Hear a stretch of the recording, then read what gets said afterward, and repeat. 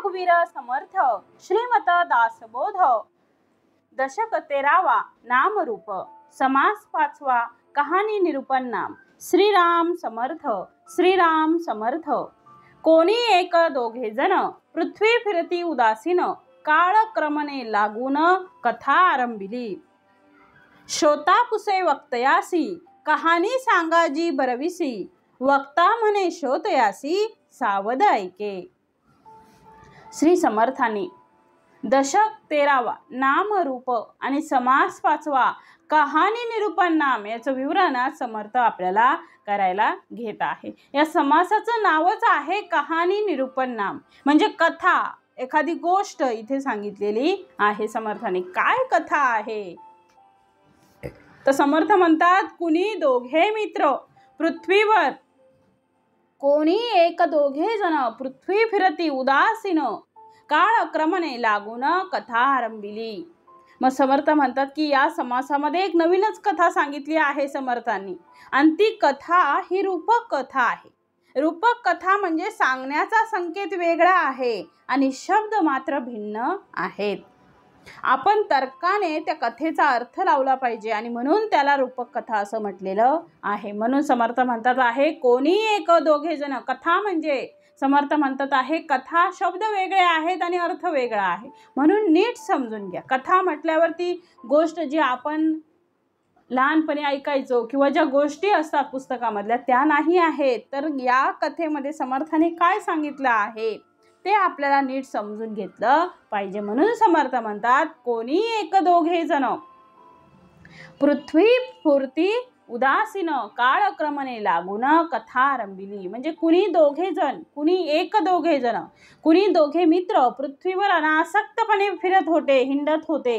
वेळ चांगल्या प्रकारे जावा म्हणून त्यांनी कथा सांगायला आरंभ केला, म्हणजे श्री समर्थांनी या समासामध्ये ही कथा सांगितलेली आहे। मग समर्थांनी शिष्यांनी समर्थांना प्रश्न विचारला की महाराज एखादी चांगली कथा, एखादी चांगली कहाणी आम्हाला सांगा।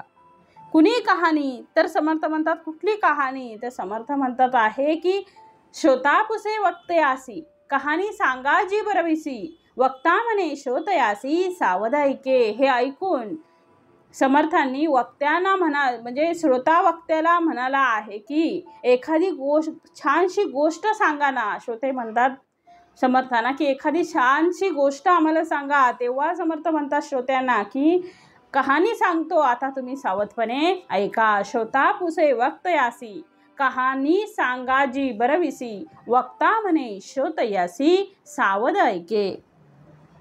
मग पुढे म्हणतात आहे एके स्त्री पुरुषे होती उभयंतामध्ये बहुप्रीती, म्हणजे दोन उभयंत, ती दोघ जण जी होती त्यांच्यामध्ये बहुप्रीती होती। एक रूपेची वर्तती भिन्न नाही, एक ऐसा काही एक काळ लोटला तयास एक पुत्र झाला कार्यकर्ता आणि भला सर्व विषयी। आता समर्थ कहाणी सांगायला सुरुवात करतात आहे, कारण श्रोत्यांचा हट्ट आहे की समर्थांना सांगतात आहे की समर्था आम्हाला एखादी उत्तमशी गोष्ट अशी सांगा। तर समर्थ आता सांगायला सुरुवात करतात आहे। समर्थांनी म्हटलंय एके स्त्री पुरुषे होती, म्हणजे एक स्त्री आणि एक पुरुष यांचे जोडपे होते। त्या उभयतामध्ये बहुप्रीती, त्या उभयंतांमध्ये अत्यंत प्रीती होती, भरपूर प्रेम होतं दोघांमध्ये।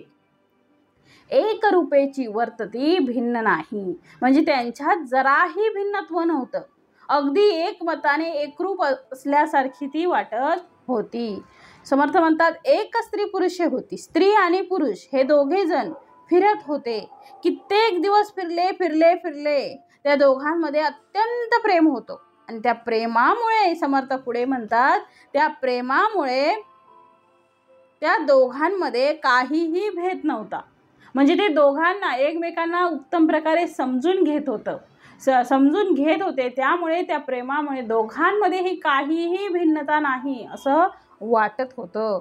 मग ऐसा काही काळ लोटला, म्हणून पुढे समर्थ म्हणतात ऐसा काही एक काळ लोटला तयास एक पुत्र झाला कार्यकर्ता आणि भला सर्व विषयी। मग ऐसा काही काळ लोटला, असा काही एक काळ लोटून गेला आणि समर्थ म्हणतात की त्यांना काय झाला, एक पुत्र झाला. मग आता समर्थाने इथे कथा आता सांगायला सुरुवात केलेली आहे. तर या दोघांनाही काही काळ लोटल्यानंतर समर्थ म्हणतात एक मुलगा झाला.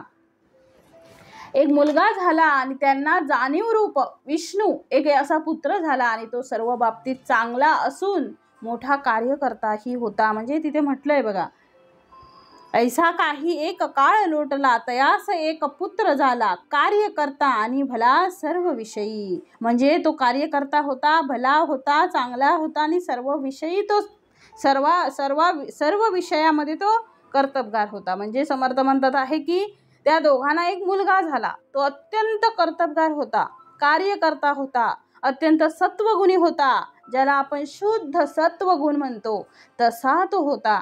आणि हे दोघे कोण होते, तर समर्थ म्हणतात आहे आता त्यांना मुलगा झाला, तर ते दोघे कोण होते, पुढे त्यासही झाला कुमर, तो पित्याहून आतुर, काही तदर्थ चतुर व्यापकपणे. मग हे दोन कोण होते, म्हणजे जी स्त्री आणि पुरुष जे फिरत होते, दोघांमध्ये जी अत्यंत प्रीती होती, ते दोघे नेमके कोण होते, तर समर्थ म्हणतात आहे की ते दोघे ब्रह्म आणि माया होते. एक ब्रह्म पुरुष आणि स्त्री म्हणजे माया. या दोघांच्या पोटी शुद्ध सत्वगुण जन्माला आला. आता या दोघांच्या पोटी ब्रह्म आणि माया यांच्या पोटी शुद्ध सत्वगुण कोणाचा आहे, सत्वगुण म्हणजे ते प्रत्यक्ष विष्णू भगवंत त्यांच्या पोटी जन्माला आले. त्यांचा उल्लेख समर्थ पुढे करतात आहे. पुढे त्यासही झाला कुमर, म्हणजे पुढे त्यासही झाला कुमर, तो पित्याहून आतुर, काही तदर्थ चतुर व्यापकपणे. मग आता समर्थ म्हणतात आहे पुढे त्या पुत्रालाही एक कुमार झाला, म्हणजे त्याला पुत्रालाही एक पुत्र झाला, तो पित्यापेक्षाही उतावळ्या स्वभावाचा आणि व्यापकपणे पित्यापेक्षा अर्धचतुर होता.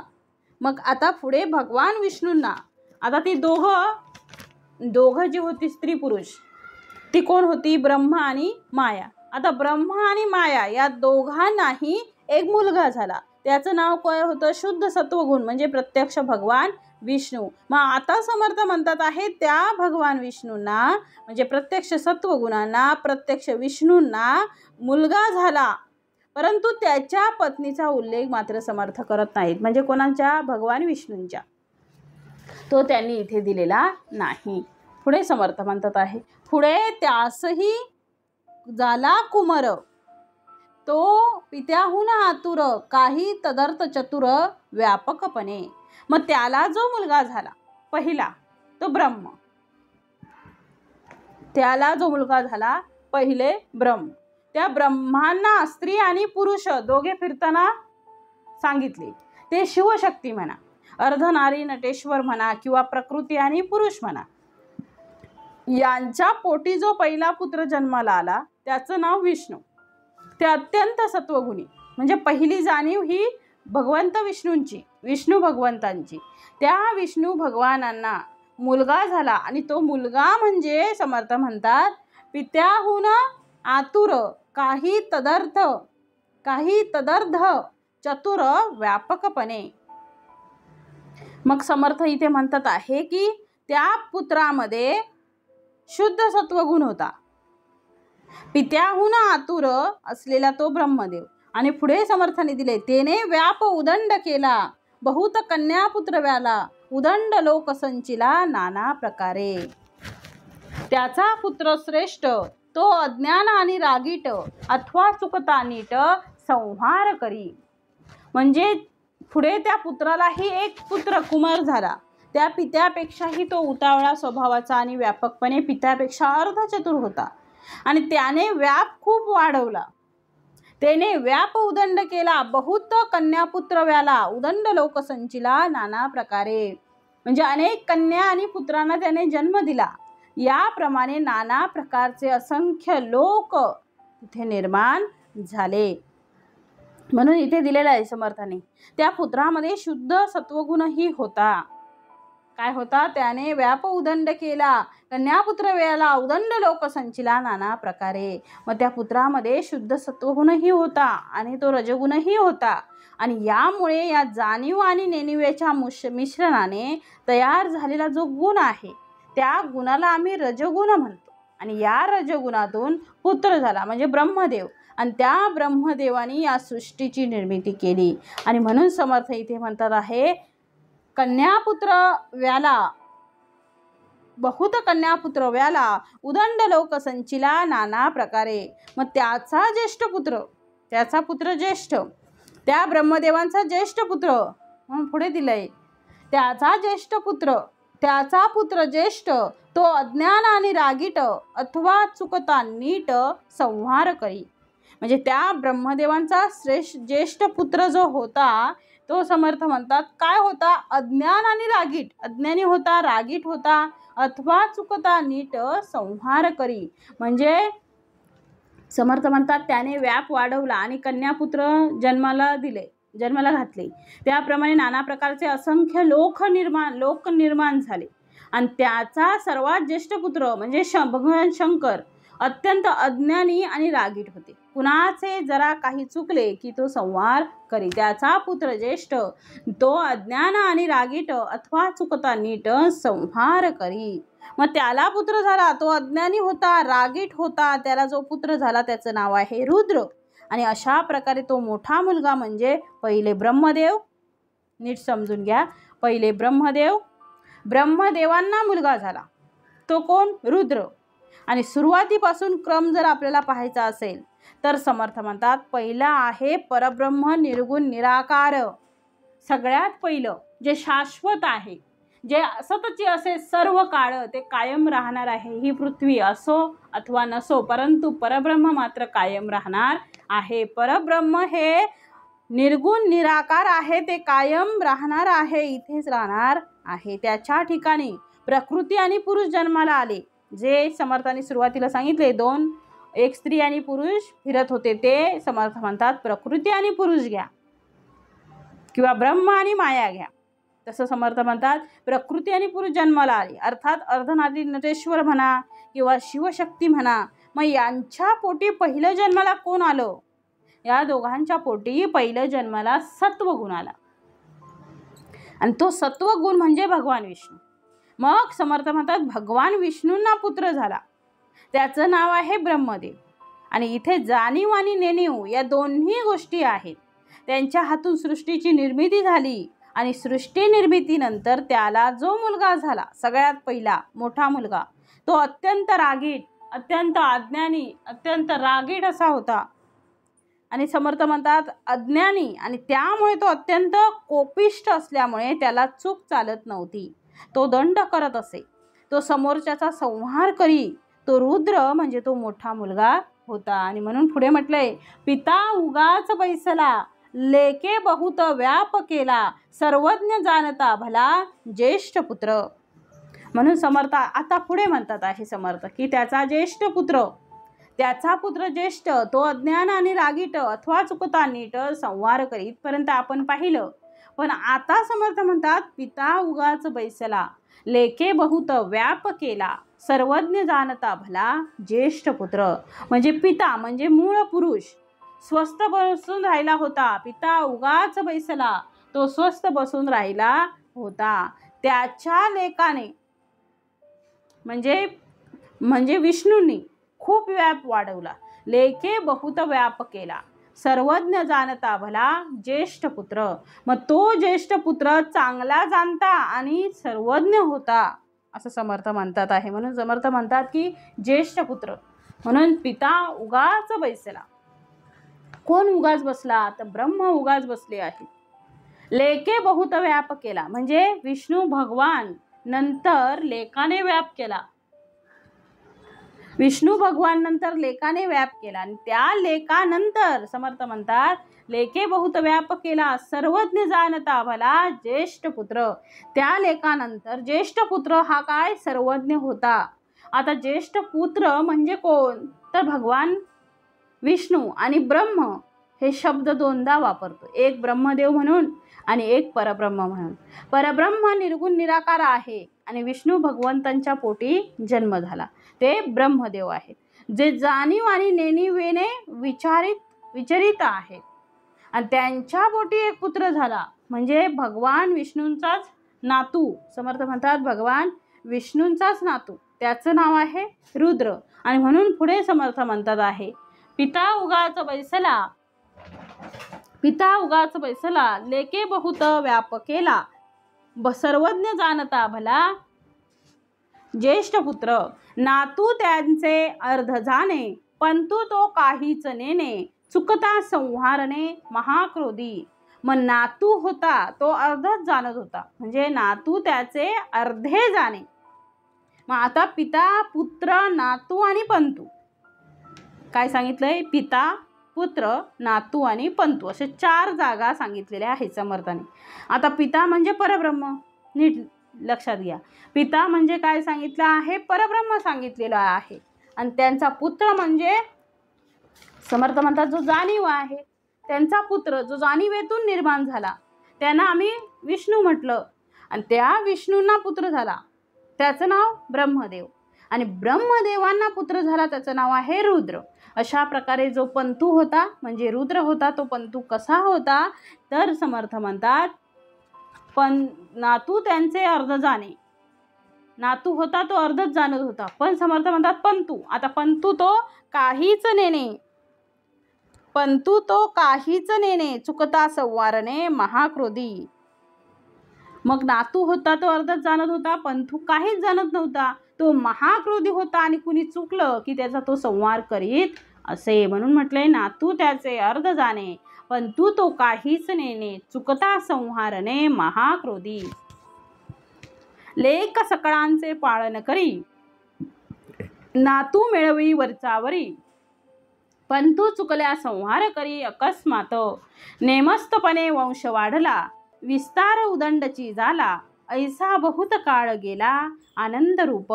मग समर्थ आता म्हणतात आहे की लेक सकळांचे पालन करी. लेक म्हणजे कोण? भगवान विष्णू, जे पालन करणारे आहेत. भगवान विष्णू काय करतात? तर सर्वांचं पालन पोषण भगवान विष्णू करतात.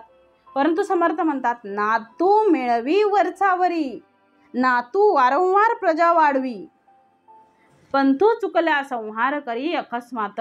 तर पंतू कुणी चुकलं असलं तर त्याला अकस्मात त्याचा संहार करीत असे. म्हणून म्हटलंय समर्थांनी की पंतू जो होता तो काहीच नेणे, चुकता संवारणे महाक्रोधी. लेक सकळांचे पालन करी, भगवान विष्णू सगळ्यांचं पालन करतात. नातू मिळवी वरचावरी, नातू वडील पालन करणारा आणि त्यावर आपला कारभार चालवतो म्हणजे ते ब्रह्मदेव. पंतू चुकल्या संहार करी अकस्मात. आणि पंतू म्हणजे समर्थ म्हणतात रुद्र, म्हणजे ब्रह्मा, विष्णू आणि महेश या तिघांना मूळ त्याचा अंश, मूळ त्याचं रूप हे परब्रह्माचं असल्यामुळे परब्रह्मातूनच या तिघांची उत्पत्ती झाली. आणि पुढे समर्थाने दिलेलं आहे की लेक सकळांचे पालन करी, नातू मिळवी वरचावरी, पंतू चुकल्या संहार करी अकस्मात, नेमस्तपणे वंश वाढला, विस्तार उदंडची झाला, ऐसा बहुत काळ गेला आनंद रूप. मग त्याप्रमाणे नियमितपणे वंश वाढत गेला आणि प्रचंड विस्तार झाला. प्रथम बराच काळ मोठ्या आनंदात गेला. म्हणून अशा प्रकारे अनेक वर्ष लोटली, अनेक वर्ष त्यांची आनंदात गेली, काहीही गडबड नाही. खूप आनंदात अनेक वर्ष लोटली. मग अनेक वर्ष लोटल्यानंतर नेमस्तपणे वंश वाढला. या ब्रह्मा, विष्णू, महेश म्हणजेच काय तर रज, तम आणि सत्व येण्याची चाले जीवित्व, या तिघांतूनच या संपूर्ण सृष्टीची निर्मिती झाली. आपल्याला माहीत आहे की समर्थ म्हणतात पंचमहाभूत आणि त्रिगुण. आपल्याला माहित आहे पंचमहाभूत आणि त्रिगुण. मग समर्थ म्हणतात आहे की यांच्या अष्टधा प्रकृतीतून, पंचमहाभूत म्हणजे 5 भूत, अग्नी, तेज, वायू, आकाश आणि पृथ्वी, यांच्या अष्टधा प्रकृतीतून आणि 3 गुण रज, तम आणि सत्व, 5 आणि 3 8 झाले. मग यांच्या अष्टधा प्रकृतीतून ही संबंध सृष्टी निर्माण झाली. त्याप्रमाणे समर्थ म्हणतात ब्रह्मा, विष्णू आणि महेश म्हणजेच रज, तम आणि सत्व येण्याची चाले जीवित्व. म्हणून समर्थ म्हणतात त्याप्रमाणे या तिघांमुळे ही संपूर्ण सृष्टी निर्माण झाली. हा आनंद आज आपल्याला समर्थ म्हणतात दिसतो आहे. मग त्याप्रमाणे नियमितपणे वंश वाढत गेला नेमस्तपणे आणि प्रचंड विस्तार झाला आणि प्रथम बराच काळ मोठ्या आनंदात गेला. म्हणून म्हटलं आहे नेमस्तपणे वंश वाढला, विस्तार उदंडची झाला, ऐसा बहुत काळ गेला आनंद रूप. विस्तार वाढला गणवेना. विस्तार किती वाढला की त्याची त्याची गणनाच करता येत नाही. विस्तार वाढला गणवेना, वडिलांस कोणीच मानिना, परस्परे किंत मना बहुत पडिला. उदंड घरकळ हो लागला, तेने कित्येक संहार झाला, विपट पडिले थोर थोराला, बेबंद झाले. मग आता समर्थ म्हणतात विस्तार वाढला गणवेना. विस्तार इतका वाढला की मोजमापच करणं अशक्य झालं. मोजदादच करू शकत नव्हते, गणनाच करू शकत नव्हते, एवढा विस्तार वाढला. आणि त्यामुळे समर्थ काय झाला तर वडिलांचं कोणीच मानिना. समर्थ म्हणतात की हे सगळं घडते आहे, पण या सगळ्यांचा वडिलांचा वडील जो आहे त्याला कोणी मानत नाही, त्याला कोणी ओळखत नाही. कारण आता विस्तार वाढलेला आहे. विस्तार इतका वाढला की त्याचं मोजमापच नाही, करताच येणार नाही. आणि पुढे वडिलांना त्यामुळे कोणी मानत असं झालं. सर्वांच्या मनात परस्परे किंत मना बहुत पडिला. किंत म्हणजे संशय, परस्परे किंत मना बहुत पडिला. परस्परांबद्दल संशय वाढू लागला आणि त्यांच्याच मध्ये आपापसामध्ये भांडणं व्हायला लागली. म्हणून समर्थ पुढे म्हणतात उदंड घरकळ हो लागला, तेने कित्येक संहार झाला, विपट पडिले थोर थोराला, बेबंद झाले. त्याच्यामुळे ही सगळी गणना वाढूच लागली आणि त्याच्यामुळे घरांमध्ये कळह निर्माण झाला. आणि समर्थ म्हणतात उदंड घर कळह लागला, तेने कित्येक संहार झाला, विपट पडिले थोर थोराला, बेबंद झाले.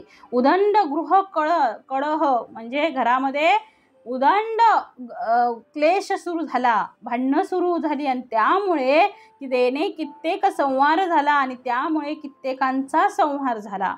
विपट पडिले थोर थोराला म्हणजे थोरा मोठ्यांतही वितुष्ट झाले, थोरा मोठ्यांमध्येही भांडणं होऊ लागली आणि बेबंदशाही माजली, बेबंद झाले, बेबंदशाही माजली. म्हणून समर्थ म्हणतात आता ही बेबंदशाही वाढली, कोणीही कोणाला मानत नाही, कोणी पुसेना कोणाला, म्हणजे कोणीही कोणाला मानत नाही आहे. स्वतःवर सगळे भारी पडलेले आहेत. एकमेकांना काहीही कोणीही विचारत नाही आहे. मग एकमेकांमध्ये भरपूर भांडणं, घरामध्ये सगळा कलह निर्माण झाला. थोरा मोठ्यांना कोण किंमत देत नाही आहे आणि कलहामुळे एकमेकांचा काय झालं संहार करू लागले. आता ही बेबंदशाही वाढली, कोणी कोणाला मानत नाही, कोणी कोणाला पूजत नाही, कोणी पुसेना कोणाला, वडिलांना कोणी मानत नाही, आजोबांची सुद्धा कोणी काळजी घेत नाही आहे. आणि पंतु समर्थ म्हणतात रागवल्यामुळे तो संहार केल्याशिवाय काही राहत नाही. अशा प्रकारची बेबंदशाही पुढे निर्माण झाली आणि रज तम आणि सत्व या गुणातून सत्व गुणांचं महत्त्व हळूहळू कमी झालं. रजोगुण उफाळून आला आणि तमोगुण मात्र सर्वत्र संहार करू लागला. म्हणून समर्थ म्हणतात आहे की पुढे समर्थाने दिलंय बापले नेनपणे भरी भरले, मग ते अवघेच संवारले, जैसे यादव निमाले उन्मंतपणे. बापले नातू पंतू सकळांचा झाला निपातू, कन्यापुत्र हेतू मातू अनुमात्र नाही. मग सांगितलंय नेनपणे भरी भरले म्हणजे अज्ञानाच्या भराने ते उन्मत्त झाले आणि मग ते अवघेच संहारले आणि मग सर्वांचा म्हणजे जैसे यादव निमाले उन्मत्तपणे म्हणजे यादव जसे उन्मत्तपणे एकमेकांशी भांडून मेले त्याप्रमाणे सगळ्यांचा संहार झाला. म्हणून इथे म्हटलंय समर्थाने की यादवांच्या कुळाचा जसा नाश झाला, कशामुळे झाला तर उन्मत्तपणामुळे झाला, एक दुसऱ्यावर भारी पडू लागला, त्यामुळे त्याप्रमाणे सगळे या ठिकाणी उन्मत्तच झाले आणि त्यामुळे सगळ्यांचा नाश रुद्र करू लागला. आणि म्हणून पुढे दिले आहे बापले नातू पनतू सकळांचा झाला निपातू, कन्यापुत्र हेतू मातू अनुमात्र नाही. ऐसी कहाणी जो विवरला, जो जन्मापासून सुटला, श्रोता वक्ता धन्य झाला प्रचितीने. म्हणजे बाप लेक नातू पंतू सगळ्यांचा झाला निपातू.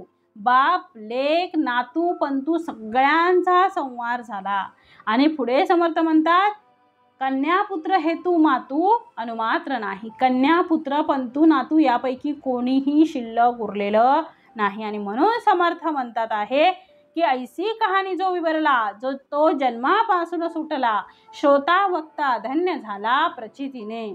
अशा प्रकारे या कहाणीचं जे विवरण करील तो जन्म मरणाच्या चक्रातून सुटेल. मग समर्थ म्हणतात की अशा प्रकारे या गोष्टी ज्यांना कळल्या, याची ज्यांनी प्रचिती घेतली, त्या श्रोत्यांनी ही सगळं समजून घ्यावं आणि त्याच्यातून त्यांचं काय होईल तर ते समर्थ म्हणतात आहे की याच्यातून ते सुटतील. या जन्म मरण्याच्या फेऱ्यातून ते सुटतील. म्हणून 84 लक्षच्या फेऱ्यातून सुटतील. म्हणून म्हणजे बाप लेक नातू पंतू या सगळ्या गोष्टी तुम्हाला कळून आल्या पाहिजेत की आपल्या परमपिता परब्रह्म ते ब्रह्म आहेत. भगवान विष्णू ते जाणीवेतून निर्माण झालेले आहेत. आणि भगवान विष्णूंचा पुत्र म्हणजे समर्थ म्हणतात ब्रह्मदेव हे जाणीव आणि नेणिवेतून निर्माण झाले.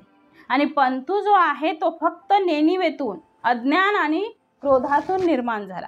अशा प्रकारे ही जी कहाणी आहे ती समर्थ सांगतात आहे. मग बाप लेक नातू पनतू सकळांचा झाला निपातू, कन्यापुत्र हेतू मातू अनुमात्र नाही. ऐसी कहाणी जो विवरला, तो जन्मापासून सुटला, श्रोता वक्ता धन्य झाला प्रचितीने. मग मुळामध्ये आमचा जो जन्म झाला आहे, मुळामध्ये समर्थ म्हणतात आमचा जो जन्म आहे तो परब्रह्माचा आहे. आणि हे जर आमच्या लक्षात आलं तर आमच्यातलं अज्ञान गेलं पाहिजे. जाणीव आणि नेणीव ही भगवंताजवळ नाही, आम्ही मूळ त्याचा अंश आहोत. म्हणून आम्ही उपासना सत्वगुणाची केली पाहिजे. आणि म्हणून पुढे समर्थांनी दिलेलं आहे, ऐसी कहाणी जो विवरला, तो जन्मापासून सुटला, श्रोता वक्ता धन्य झाला प्रचितीने. मग समर्थांनी मुळामध्ये आमचा जन्म जो आहे तो परब्रह्माचा आहे हे जर आमच्या लक्षात आलं तर आमच्यामधलं अज्ञान केलं पाहिजे. आणि म्हणून मग पुढे समर्थांनी दिलेलं आहे, ऐसी कहाणी अपूर्व जेते, उदंड वेळ होत जाते, इतुके बोलोन गोसावी ते निवांत झाले. आमची कहाणी सरो, तुमचे अंतरी भरो, ऐसे बोलणे विवरो कोणीतरी. मग समर्थ म्हणतात आहे की यातून सार निवडावे, यालाच निरूपण म्हणतात. मग मी तुम्हाला समर्थ म्हणतात मी तुम्हाला या सगळ्या गोष्टी सांगितल्या, जे जे मला आठवलं ते मी तुम्हाला सांगितलं. ते तुम्ही मात्र कमी जास्त असेल तर ते तुम्ही पूर्ण करून घ्या. कारण अर्थात या सृष्टीच्या विस्ताराचा भाग समर्थाने इथे सांगितला. सृष्टीचा विस्तार कसा झाला, मग कशापासून झाला ते समर्थाने इथे सांगितलं. ब्रह्मापासून अष्टदा प्रकृती निर्माण झाली आणि पुढे दिसणारी ही जीवसृष्टी निर्माण झाली.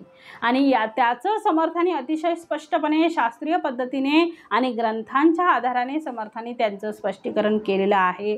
आणि म्हणून पुढेही समर्थ सांगतात आहे की ऐसी कहाणी आमची कहाणी सरो, आमची कहाणी सरो, तुमचे अंतरी भरो, ऐसे बोलणे विवरो कोणीतरी. मग इथे समर्थांनी दिला आहे, चुकत वाकत आठवले, इतुके संकळीत बोलिले, न्यूनपूर्ण क्षमा केले पाहिजे श्रोती. मग मला जे आठवलं ते मी तुम्हाला सांगितलं, सगळं सांगण्याचा मी प्रयत्न केला. आणि आता ग्रंथांच्या आधाराने हे सगळं स्पष्टीकरण आम्ही केलेलं आहे. आणि म्हणून समर्थांनी पुढे म्हटलेलं आहे, चुकत वाकत आठवले, इतुके संकळीत बोलिले, न्यूनपूर्ण क्षमा केले पाहिजे श्रोती. ऐसी कहाणी निरंतर विवेके ऐकती जे नर, दास म्हणे जगदोद्धर तेची करीती. त्या जगदोद्धाराचे लक्षण केले पाहिजे विवरण, सार निवडावे निरूपण यास बोलिजे. आता समर्थ म्हणतात त्या जगदोद्धाराचे लक्षण केले पाहिजे विवरण, निरूपण लक्षपूर्वक ऐकावं आणि त्याची आपल्या अनुभवाशी सांगड घालून ते नीट समजून घ्यावं. म्हणजे त्यातील अनेक तत्वांचा आपल्याला उलगडा होईल आणि जसा जसा आणि आम्हाला समजता स्वानुभव येऊन श्रोता कसा होईल, निसंदेह होईल. समर्थ म्हणतात पुढे मात्र तुम्ही लक्षात घ्या, जगदोद्धाराचं लक्षण लक्षात आलं पाहिजे. म्हणून म्हटले केले पाहिजे विवरण. जगाचा उद्धार होण्यासाठी त्याचा अर्थ म्हणजे मी स्वतः परब्रह्म आहे याची अनुभूती येण्यासाठी, या जगामध्ये असलेलं अज्ञान जाण्यासाठी, समर्थ म्हणतात जाणीव आणि नेणिवेतून फक्त जाणीव शिल्लक राहण्यासाठी आणि ती जाणीव सुद्धा परब्रह्मामध्ये विलीन होण्यासाठी आपण सत्वगुणांची उपासना केली पाहिजे आणि त्या सत्वगुणातून आपण पुन्हा त्या परब्रह्मामध्ये विलीन झालं पाहिजे. ते कळण्यासाठी मात्र मी विवरण केलं असं समर्थ म्हणतात आहे. म्हणून समर्थांनी पुढे दिलेलं आहे बघा, त्या जगदोद्धाराचे लक्षण केले पाहिजे विवरण, सार निवडावे निरूपण यास बोलिजे. मग समर्थ आता म्हणतात निरूपण लक्षपूर्वक ऐकावं. विवरण तेवढं तुम्ही सार काय आहे ते निवडा आणि त्यालाच समर्थ निरूपण असं म्हणतात आहे. आणि पुढे म्हणून दिलेलं आहे समर्थाने, सार निवडावे निरूपण यास बोलिजे. आपण या निरूपणातलं जे सार आहे ते निवडलं पाहिजे. म्हणून समर्थ म्हणतात आता नेमकं सार काय आहे ते आता इथे समर्थ सांगत आहेत. समर्थाने इथे म्हटलेलं आहे की सार निवडावं. आता एवढं समर्थाने सांगितलं, परंतु त्याच्यातलं सार काय आहे ते आपल्याला कळलं पाहिजे. म्हणून समर्थ म्हणतात हे सगळं करताना पहिल्यांदा समर्थ म्हणतात आधी कर्माचा प्रसंग. समर्थ म्हणतात हे सगळं करत असताना पहिल्यांदा आधी कर्माचा प्रसंग, कर्म केले पाहिजे सांग, कदाचित पडिले व्यंग तरी प्रत्यय घडे. म्हणजे समर्थ म्हणतात कर्माचा प्रसंग म्हणजे मनुष्य जन्माला आला की तो कर्म घेऊनच जन्माला येतो आणि जो विचार करतो आहे कर्माचा, तो कर्माचं म्हणजे संचित कर्म, प्रारब्ध कर्म आणि क्रियामान कर्म, या 3 कर्मांचा विचार मनुष्याच्या जन्मानंतर होतो. म्हणून समर्थ म्हणतात आहे की जे कर्म आमच्या नशिबी येतो त्याला आपण प्रारब्ध कर्म म्हणतो. म्हणून म्हणतात प्रारब्ध माझे सहसा टळेना, तुझं विन रामा मज कंठ वेना. म्हणून आधी कर्म करा. कुठल्याही संतांनी कर्म सांडून कधीही न होय स्वधर्म असं म्हटलेलं आहे. कर्म तर करावेच लागते. जन्माला आलेला मनुष्य नित्य कर्मात अडकतो. जेवण करावं लागतं, बाकीचे व्यवहार करावे लागते, सगळी कामं त्यालाच करावी लागतात. शरीराकडून ती सगळी कामं केली जातात, त्याला कर्म असं म्हणतात. करणारा करता आणि जे करतो त्याला कर्म, मग किंवा जो क्रिया करतो त्याला कर्म म्हणतात. म्हणून आधी कर्माचा प्रसंग. म्हणून समर्थ म्हणतात कर्म करा, यथासांग कर्म करा. कारण कर्माची सुरुवातच अध्यात्मामध्ये आहे. कर्म उपासना आणि ज्ञान. कारण आपल्याला सार निवडायचं आहे, त्याच्यासाठी आपल्याला उत्तम कर्म करणं गरजेचं आहे. कारण समर्थ म्हणतात आहे ज्ञान प्राप्त केलं पाहिजे, मुक्त व्हा, त्रिसूत्रीतून माणसाचं जीवन चालायला पाहिजे. मग समर्थाने सांगितलं यथा सांगते कर्म काही घडे ना घडे, पुण्य ते घडे कर्म ते पुण्य गाठी पडेना. आम्हाला पुण्य पाहिजे असते पण कर्म यथासांग नको असते. म्हणून यथासांग कर्म घडण्यासाठी ते कोणत्याही प्रकारचं काम असो, व्यावहारिकही काम असो, कुठलंही काम व्यवस्थित झालं पाहिजे. कारण समर्थ म्हणतात आहे की सार निवडावे निरूपणातलं सार निवडता आपल्याला आलं पाहिजे, शुद्ध लिहावं. जसं आपण चांगल्या अक्षरातलं लिहिलेलं आपण जास्त स्वीकारतो. मग बोलतानाही यथासांग कर्म, बोलताना मनुष्य काहीतरी बोलून जातो आणि मग क्षमा मागत राहतो.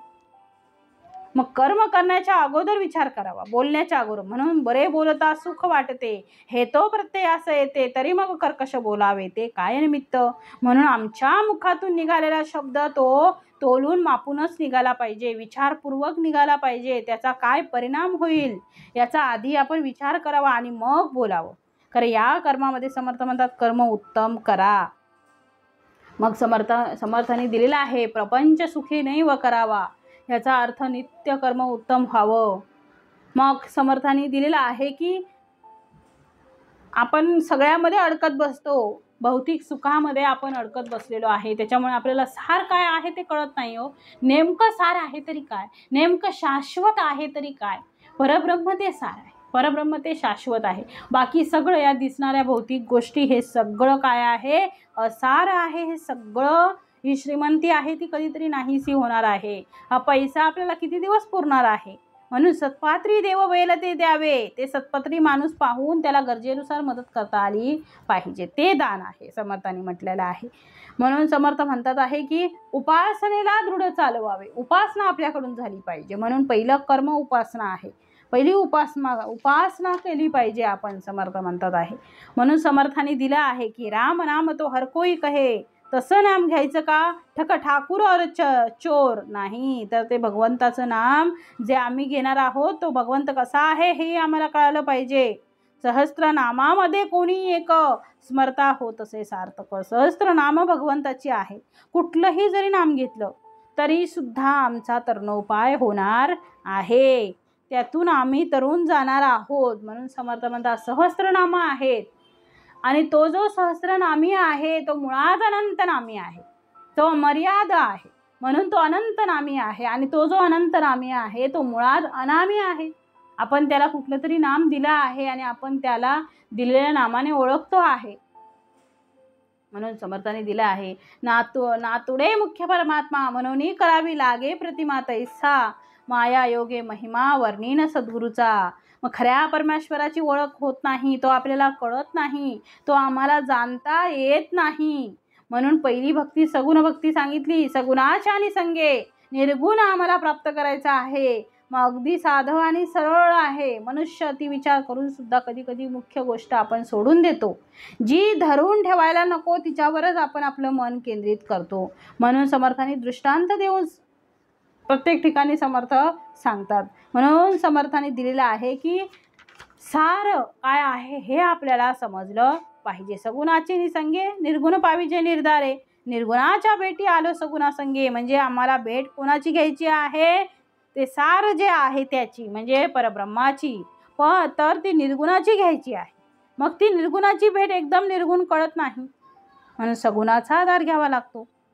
जगातील सगळ्या गोष्टी ज्या अमूर्त आहेत त्या प्राप्त करण्यासाठी मूर्ताचा आधार घ्यावा लागतो.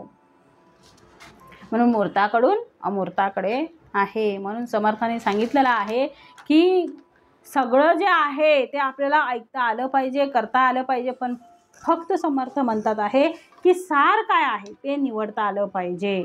निरूपणी प्रत्यय विवरावे, नाना तत्व कुडे उकलावे, समजता समजता व्हावे निसंदेह. आता समाधान कशामध्ये आहे तेही सांगितले बघा. निरूपण लक्षपूर्वक ऐकावं, त्याची आपण अनुभवांशी सांगड घालावी.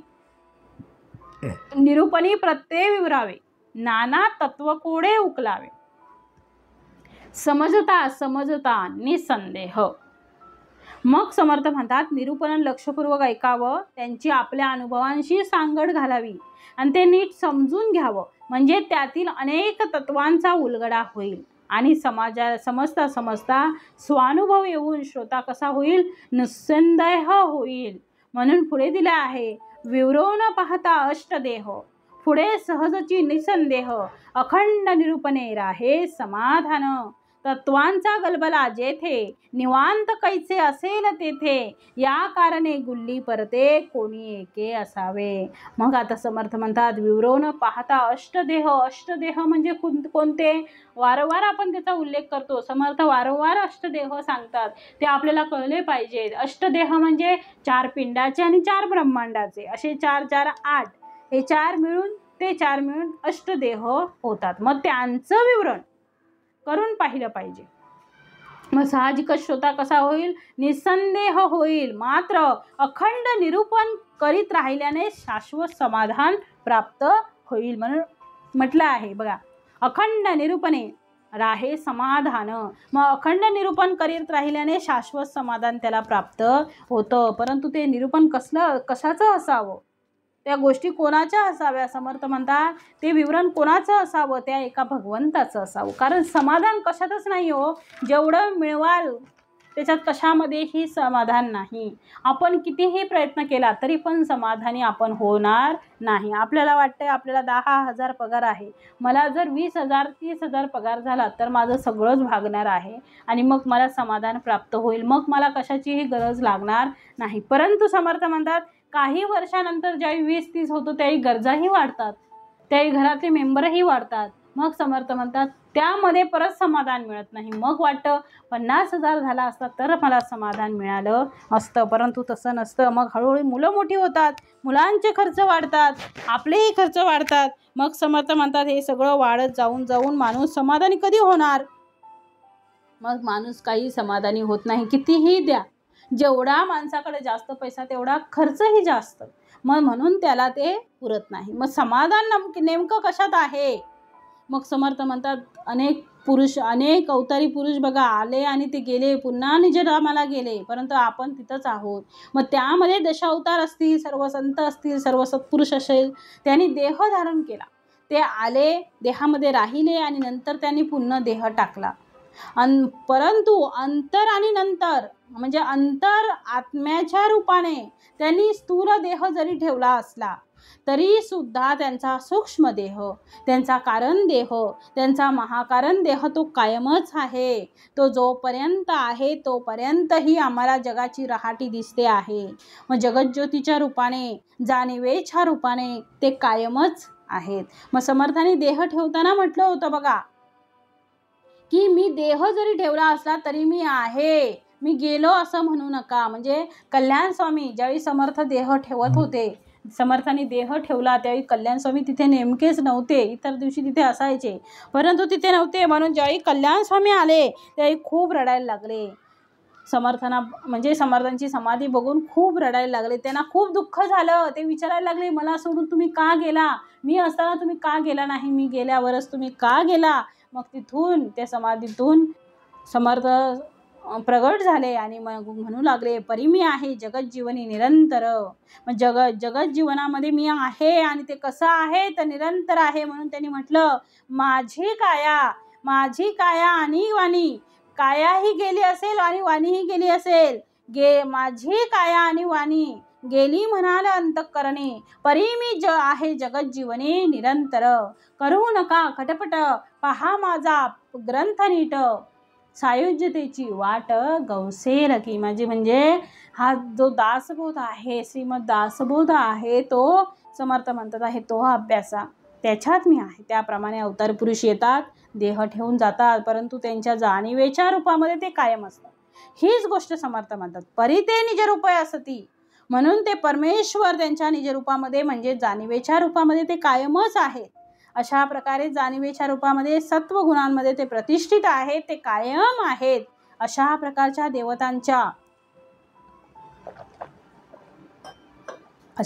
देवता समर्थ म्हणतात आहेत.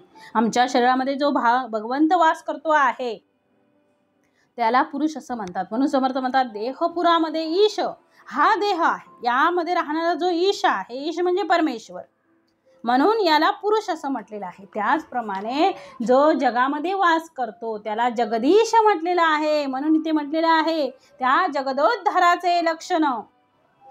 काय म्हटलंय? त्या जगदोद्धाराचे लक्षण केले पाहिजे विवरण, सार निवडावे निरूपण यास बोलिजे. म्हणजे या जगामध्ये वास करतो आहे त्याला जगदीश असं म्हणतात. तो जगत असलेला ईश म्हणून जगदीश, तो देहामधला असलेला ईश म्हणून तो पुरुष आहे. अशा प्रकारे अंतःकरण रूपामध्ये, अंतःकरणाच्या ठिकाणी तो भगवान विष्णू, सत्वगुणाचा अधिष्ठाता, तो कायमस्वरूपी आहे. तो गेला आला असं होत नाही, तो अंतःकरणामध्ये तो कायम आहे, तो विष्णू आहे जगदांतरी.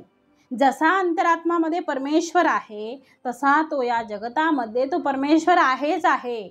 आमच्या शरीरातला आम्हाला परमेश्वर दिसतो का? नाही दिसत. शरीरामध्ये असलेला परमेश्वर आम्हाला दिसत नाही, पण शरीर काम करते आहे हो.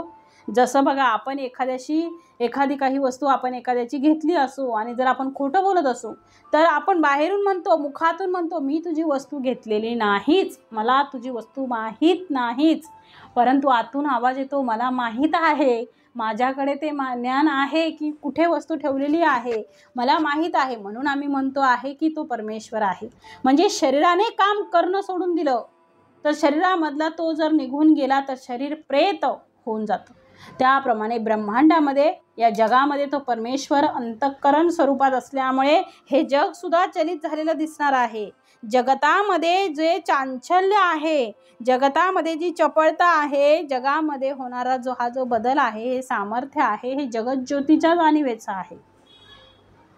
जगज्योतीच्या हे जाणीवेचं आहे.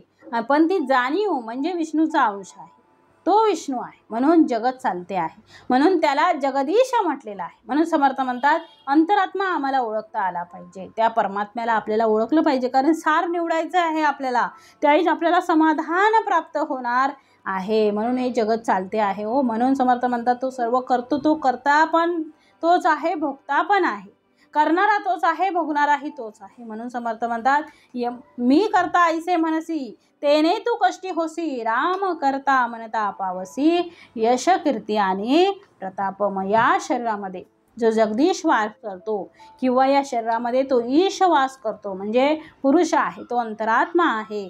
आणि म्हणून सगळ्या प्रकारे कृती होतात आहे, सगळ्या प्रकारे या कृती घडतात आहे. म्हणून समर्थ म्हणतात की कानाच्या माध्यमातून ऐकणारा तो परमेश्वर आहे, नाकाच्या माध्यमातून वास घेणारा तोही परमेश्वर आहे, डोळ्याच्या माध्यमातून पाहणारा तोही परमेश्वर आहे, घ्राणेच्या माध्यमातून गंध घेणारा तोही परमेश्वर आहे, जिभेच्या माध्यमातून चव कळवून घेणारा तोही परमेश्वर आहे. जिभेला चव नाही, जिभेच्या माध्यमातून चव आहे. म्हणून समर्थ म्हणतात जाणो न विचारे ओळखे, तो जाणतो, विचार करतो, ओळखतो. कित्येक आपुले पारखे, आपले पारखे सगळे ओळखतात, परंतु हे सगळं तो जरी करत असला तरी पण अभिमान असल्यामुळे तो मी करतो आहे अशा प्रकारचा अभिमान मनुष्य धारण करतो, आणि त्यामुळे त्याला समाधान काही केला प्राप्त होत नाही. म्हणून समर्थांनी म्हटलंय विवरण पाहता अष्टदेह, पुढे सहजची निसंदेह, अखंड निरूपणे राहे समाधान. मग समाधान कधी प्राप्त होणार आहे? जर असा अभिमान धरून राहिलो तर समाधान प्राप्त होणार नाही, अहंकार प्राप्त होईल. मग अहंकार करू नये. का करू नये? कारण करणारा तू नाहीच आहेस ना, बोलणारा तू नाहीच आहेस, ऐकणारा तू नाहीच आहेस, पाहणारा तू नाहीच आहेस, चालणारा तू नाहीच आहेस, तू नाहीच. कारण करणारा जर तोच आहे तर तो करणारा आहे, म्हणून तुझं शरीर काम करत आहे. म्हणून यामध्ये अंतरात्मा हा परमेश्वर आहे. तो परमेश्वर अंतरात्मा असल्यामुळे तुमच्या देहाच्या इंद्रियांकडनं त्या कृती आपल्याकडून तो करून घेतो आहे. म्हणून मी करतो आहे अशा प्रकारचा अहंकार धरू नये. म्हणून समर्थ म्हणतात परिदेह लोभाचा अडथळा, देहाच्या लोभाच्या अडथळ्यामुळे किंवा अभिमानामुळे देह संबंधी वेगळा अभिमान धरी. म्हणून मी देह आहे असं समजल्यामुळे त्याला वाटतं मीच करतो आहे. तू काहीही करत नाही, तुझ्याकडनं काहीही होत नाही. श्वास घेण्याचं सुद्धा सामर्थ्य तुमचं नाही आहे. त्या भगवंताने ठरवलं तर तुम्हाला श्वास घेता येतो, आणि त्यांनी ठरवलं तर तो सोडता येतो. म्हणजे ऑक्सिजन दिल्यानंतर सुद्धा त्याला ऑक्सिजन घेता येत नाही अशी अवस्था असते. व्हेंटिलेटर लावल्यानंतर सुद्धा त्यांना ऑक्सिजन घेता येत नाही, कारण त्यांच्याजवळ ते सामर्थ्यच नाही आहे, कारण भगवंत तेथे ॲब्सेंट आहे. म्हणजे तिथे मी श्वास सुद्धा घेऊ शकत नाही, मी हृदयाची धडकन सुद्धा चालू ठेवू शकत नाही, मी डोळ्यांची उघडझाप सुद्धा करू शकत नाही. मी म्हणजे जो देह स्वतः मी समजतो, जो अहंकार करतो तो करूच शकत नाही. म्हणून सकल करणे जगदीशाचे. मग जेव्हा मी करता असे म्हटले जाते त्यावेळेस त्याला दुःख प्राप्त होते, कारण देहाला मर्यादा आहे, भगवंताला मर्यादा नाही. तो अनंत आहे, तो महान शक्तिमान आहे, त्याच्या सामर्थ्याने सगळे बदल होतात आहे. हे लक्षात ठेवा. तुझं ते सामर्थ्य नाही आहे. अशा प्रकारे आमच्या व्यवहारामध्ये अनेकदा आपण पाहतो, तो उपजतो म्हणजे तो जन्माला येतो, वाढे म्हणजे मोठा होतो, लहान मुलं जन्माला येतात, हळूहळू मोठी होतात. कोणाचं सामर्थ्य आहे? तर हे त्या मुलाचं सामर्थ्यच नाही आहे, ते भगवंताचं सामर्थ्य आहे. त्याला मोठं करणं हेही भगवंताचं सामर्थ्य आहे, आणि मारणं हेही भगवंताचंच सामर्थ्य आहे, आणि तारणं हेही भगवंताचंच सामर्थ्य आहे. त्याप्रमाणे जैशा उचलती लहरेवरी लहरी, चंचल सागरी भरोवरी त्रैलोक्य होत जात असे.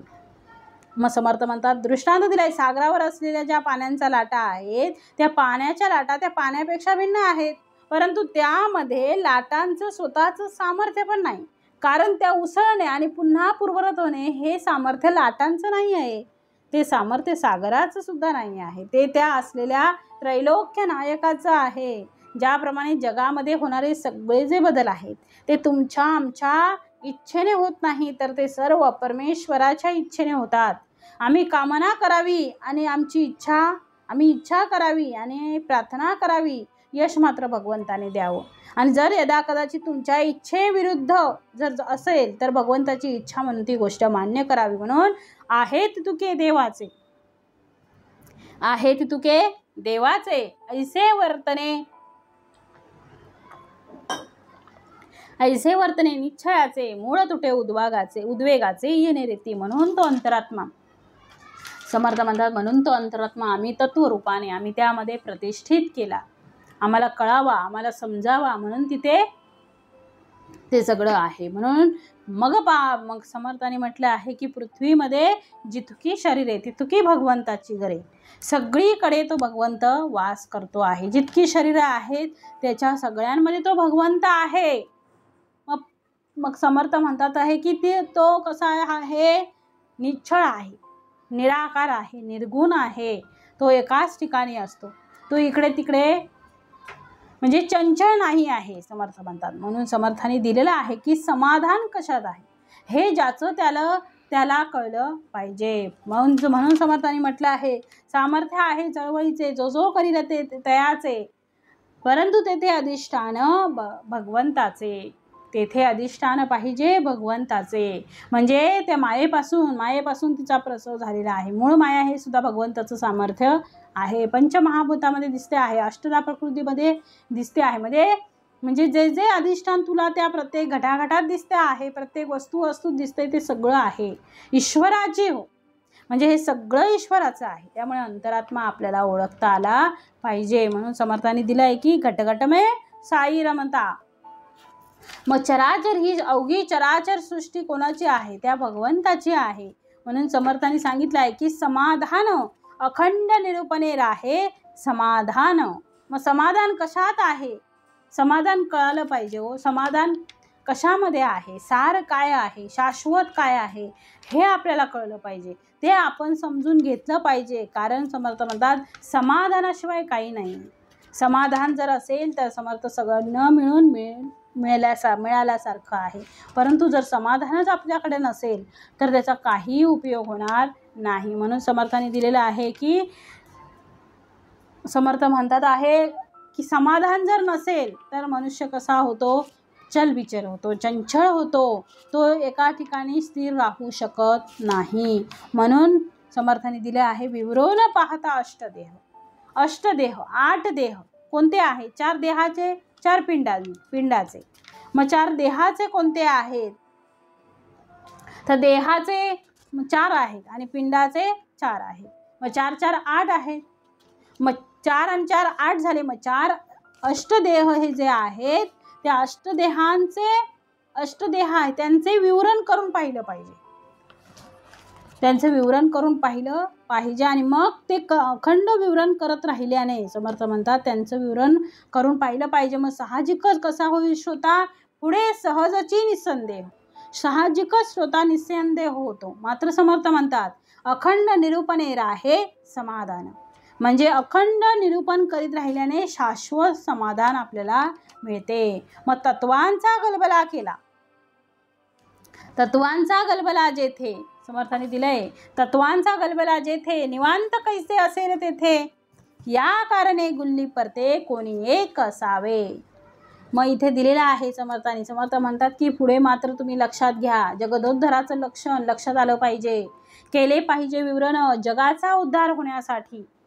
याचा अर्थ मी स्वतः परब्रह्म आहे याची अनुभूती येण्यासाठी, या जगामध्ये असलेलं अज्ञान जाण्यासाठी, जाणीव आणि निंदून फक्त जाणीव शिल्लक राहण्यासाठी आणि ती जाणीव सुद्धा परब्रह्मामध्ये विलीन होण्यासाठी.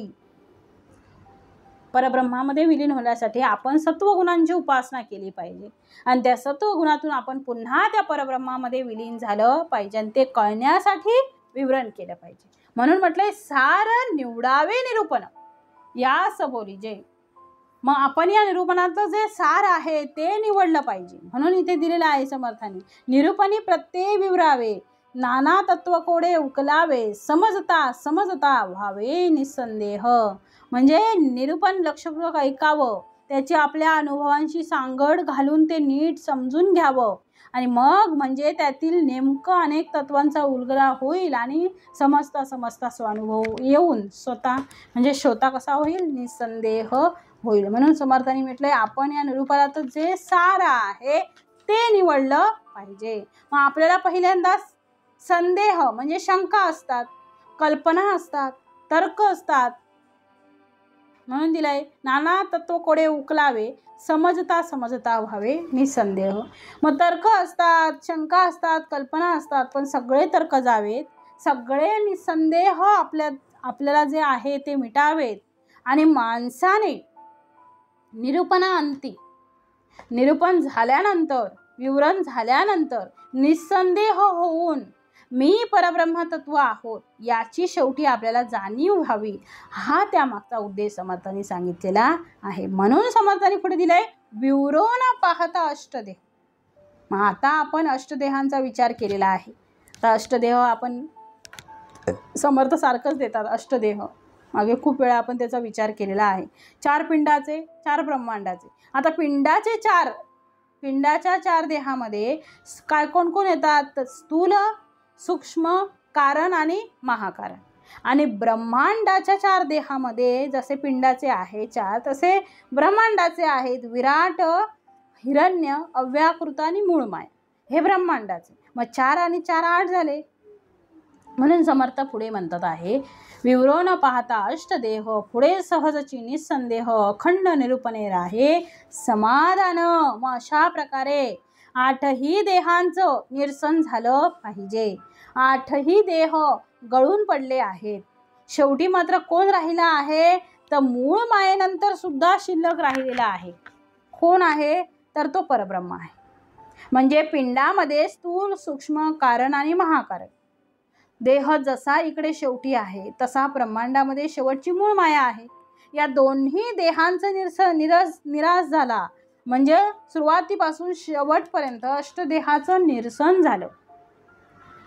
मग शेवटी आम्ही उरतो काय, तर ब्रह्मस्वरूप होतो. म्हणून आम्ही ब्रह्मस्वरूप आहे. मग हे सगळं गेल्यानंतर ब्रह्म उरतो, ब्रह्मस्वरूप होतो. म्हणून ब्रह्मस्वरूप आहे. देहाला म्हणून मी म्हणू नये. देह मी म्हटल्यामुळे मी मायेत अडकतो आहे. हो, देहाला मी म्हणून कसं चालेल. जर मी म्हटलं असतं तर मी सांगेपर्यंत देह राहिला पाहिजे होता किंवा तो देह चालला पाहिजे होता. मी ज्यावेळी सांगेल त्यावेळी तो बंद झाला पाहिजे होता. पण तसं नाही होत. ज्यावेळी अंतरात्मा निघून जातो त्यावेळी देह बंद पडतो. म्हणजे देह चालणं निकामी होतं, ते चालू शकत नाही, बोलू शकत नाही, हलू शकत नाही. मग आणि ती माया माणसाला ब्रह्मापर्यंत पोहोचू देत नाही. म्हणून त्या मायेला बाजूला सारून आपण ब्रह्माला आपलंसं केलं पाहिजे. आणि समर्थ म्हणतात आपण काय ब्रह्मरूप झालं पाहिजे. तशा प्रकारे आपण तद्रूप होऊन निसंदेह होऊन आपण ब्रह्मरूपाचा आनंद घेणे हेच समर्थांना अभिप्रेत आहे. म्हणून समर्थांनी पुढे दिलंय विवरो न पाहता अष्टदेह, पुढे सहजची निसंदेह, अखंड निरूपणे राहे समाधान. मग अशा प्रकारे समर्थांनी सांगितले तत्वांचा गलबला जेथे निवांत कैचे असेल तेथे, या कारणे गुल्ली परते कोणी एक असावे. ऐसा सूक्ष्म संवाद केलाची करावा विशद, पुढील समासी लघुबोध सावध ऐका. मग आता समर्थ म्हणतात विवरो न पाहता अष्टदेह, पुढे सहजची निसंदेह. आता हे सगळं झाल्यानंतर आपण निसंदेह होतो. मात्र अखंड निरूपण करत राहिल्यानेच आपल्याला शाश्वत समाधान मिळणार आहे. अखंड निरूपण आहे समाधान. तत्वांचा गलबला जेथे, मग जेथे तत्वांचा गलबला आहे, समर्थ म्हणतात जेथे तत्वांचा गलबला आहे असेल तेथे निवांतपणा कसा असेल. निवांत कैसे असेल तेथे, मग तत्वांचा गलबला असल्यावर तिथे निवांत कसं असणार आहे?